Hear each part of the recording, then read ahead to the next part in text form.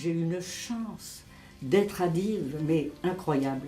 Parce que je suis arrivée au moment où on a eu une vieille directrice qui s'appelait, elle n'était pas vieille à l'époque, mais elle s'appelait Mademoiselle Lapierre.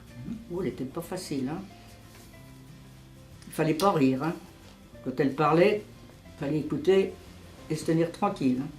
Mais alors, c'était un professeur comme ça. Incroyable tout ce qu'elle a pu nous faire ingurgiter. Quand je suis arrivée pour passer mon brevet supérieur à Vire, je suis tombée avec des filles qui avaient des professeurs agrégés. Eh bien, au point de vue français, elles n'étaient pas à la même hauteur que les filles qui sortaient des cours complémentaires. Le bagage en français, en dictée, en orthographe, en vocabulaire, c'était formidable à Dives. Comme enseignant en... Je suis arrivé à Dives en tant qu'enseignant en 56. Oui. En 56, j'ai fait 1 an avec les premiers élèves. Il y avait, je me souviens de Jojo Le Baron, c'était un de mes premiers. Hein. Il y en a d'autres aussi, mais je ne me souviens plus. Mais j'en avais combien? 44? Oui, quelque chose comme ça. Il n'y avait pas beaucoup de place dans la classe. Et ça se tenait où? Et j'étais dans la cour des garçons, forcément. Et j'étais la classe qui est la deuxième, quand on entre dans la cour, la deuxième classe à droite. Mais nous, c'était là qu'était le piano. Je vous ai expliqué que lorsque nous rentrions aux classes le matin, on chantait.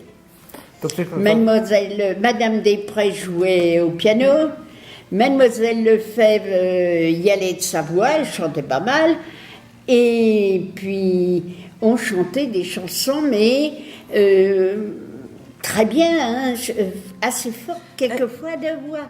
Il y avait la chanson, et après, nous montions à l'étage. Alors là, attention, on rang. Les patins en rentrant, hein, aurait pas fallu rentrer sans les patins. On se faisait massacrer, car elle attachait. L'école était d'une propreté, d'une beauté que jamais j'ai retrouvée après. Je me dis, vraiment, vous savez, hein, la salle cirée toutes les semaines. Et les maîtresses veillaient à l'entretien du matériel. Aurait pas fallu casser quelque chose ou l'abîmer, hein.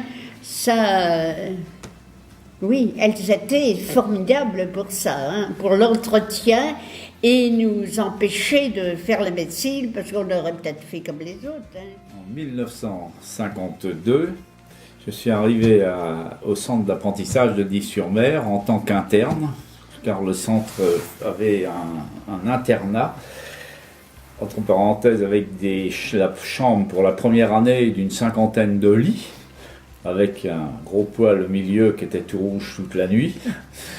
Et il y avait différentes sortes d'ateliers. Il y avait un atelier de menuiserie, un atelier d'ajustage, un atelier pour les tourneurs, les fraiseurs, une section mécanique auto et une forge. Et chaque atelier, en plus, on avait une partie théorique dans chaque matière avec des professeurs. Alors, il y avait les professeurs pour l'enseignement général et les professeurs pour les ateliers. J'ai passé, 4 ans. 4 ans au centre d'apprentissage.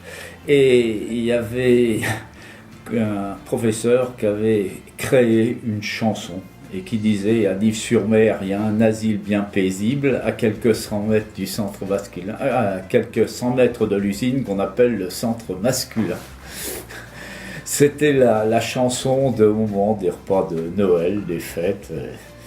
Et là, on avait notre chef cuisinier qui dansait sur le chariot avant de transporter les bûches de Noël. On l'a vu, c'était le fameux... Cuistot, Toutouille.